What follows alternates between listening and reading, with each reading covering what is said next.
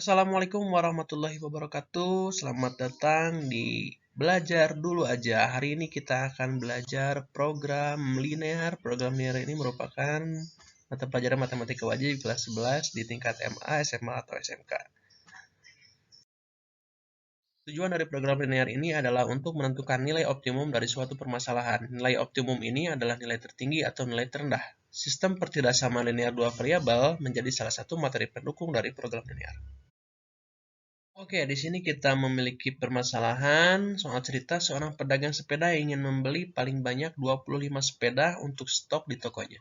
Ia ingin membeli sepeda gunung dengan harga Rp1.500.000 per sepeda dan road bike dengan harga Rp2 juta per sepeda.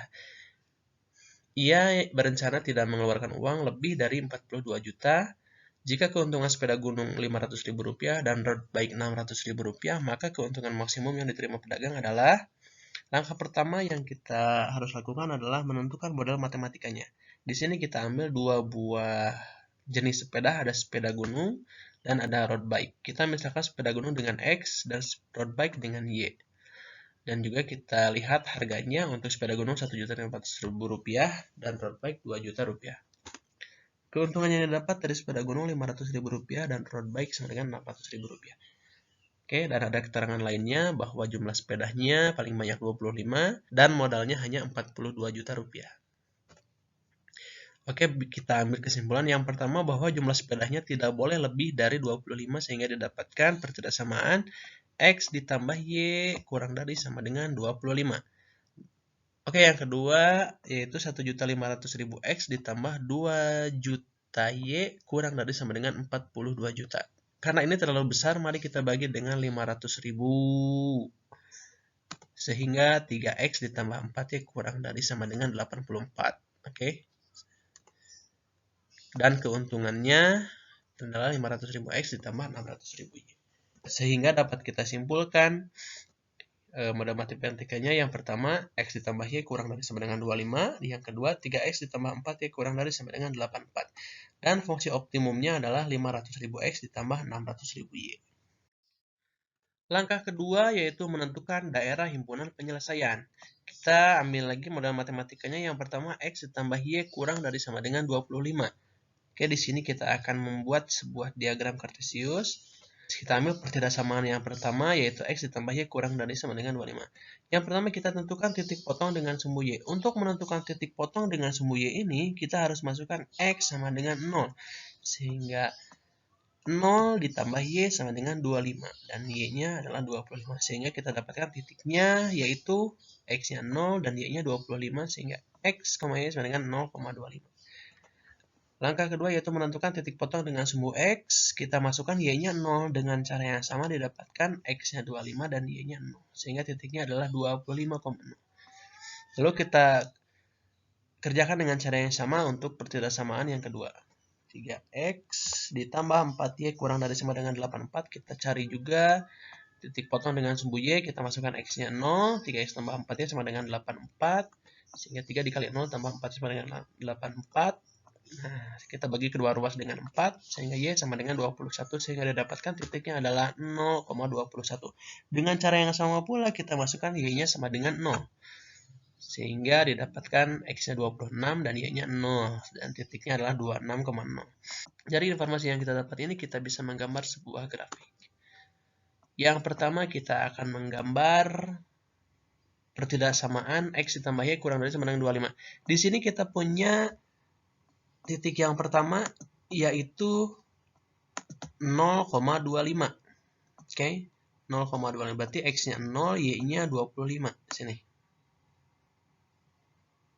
Yang kedua itu titiknya 25,0, X-nya 25, Y-nya 0. Nah, setelah menentukan titik ini kita buat garis lurus sedemikian rupa. Lalu kita akan menentukan kemana arah arsirannya, apakah ke atas atau ke bawah. Kita uji coba titik 0. Ini 0,0 ya koordinatnya, kita masukin ke sini. X-nya 0, Y-nya 0, berarti 0 ditambah 0. Kita masukkan titik 0 ini ke X ditambah Y kurang dari sama dengan 25. X-nya 0, Y-nya 0. 0 ditambah 0, 0. Apakah 0 kurang dari 25? Ya, tentu saja karena hasilnya benar, maka arah arsirannya menuju 0. Lalu untuk selanjutnya, kita punya titik 0,21, berarti X-nya 0, Y-nya 21. X-nya 0, Y-nya 21. Di situ ya. Dan yang kedua adalah X-nya 26 dan Y-nya 0, sehingga di sebelah sini. Nah, jika sudah mendapatkan titik potong sumbu X dan sumbu Y, kita ambil garis lurus, lalu kita tentukan kemana arah arsirannya. Kita uji coba lagi titik 0, kita masukkan ke persamaan 3 kali 0, 0, 4 kali 0, 0, 0 ditambah 0, 0. Apakah 0 kurang dari 84? Ya, betul, sehingga arah arsirannya pun menuju arah titik 0. Oke, lalu kita akan menentukan daerah penyelesaiannya. Untuk menentukan daerah penyelesaian, kita lihat daerah yang kena arsiran dua-duanya ya. Nah, berarti dari sini.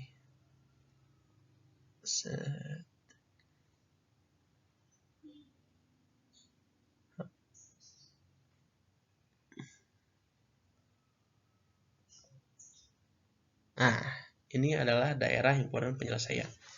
Oke, untuk apa daerah himpunan penyelesaian? Untuk artinya tidak mungkin titik-titiknya itu keluar dari daerah himpunan penyelesaian ini ya.